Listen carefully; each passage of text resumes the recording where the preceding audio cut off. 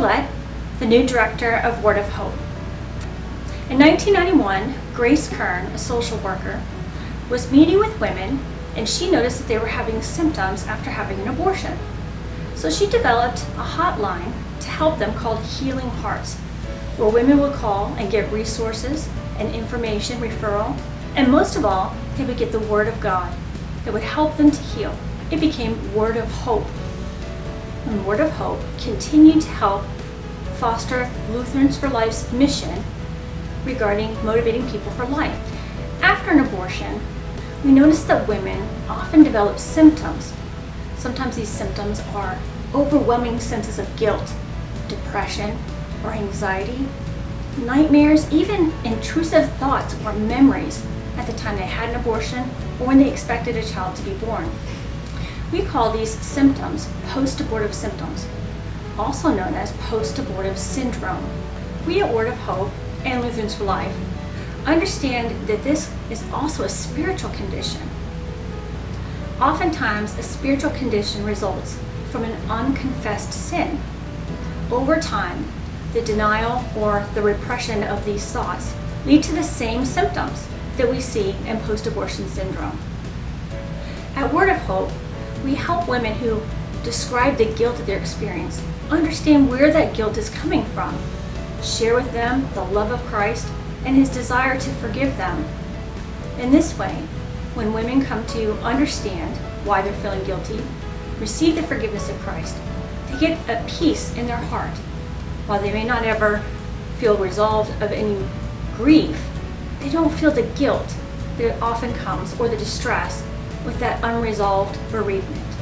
Certainly, if you recognize any of these symptoms in yourself, if you are both a mother who has in the past had an abortion, if you're a father who helped participate in the decision or found out that the woman that you were with had an abortion, if you're the parents of that mother, if you're the siblings of that aborted child, if you played a role in the abortion process, you may recognize that at some point you experienced some of these symptoms.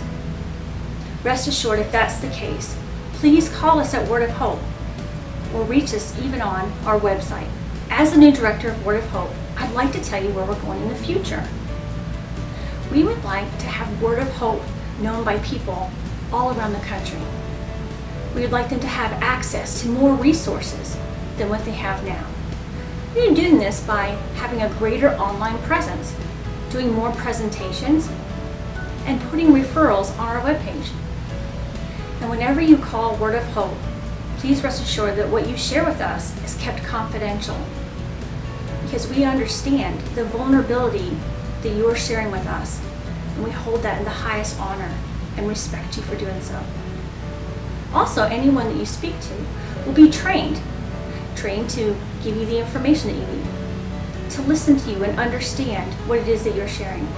I personally have training as a clinical psychologist.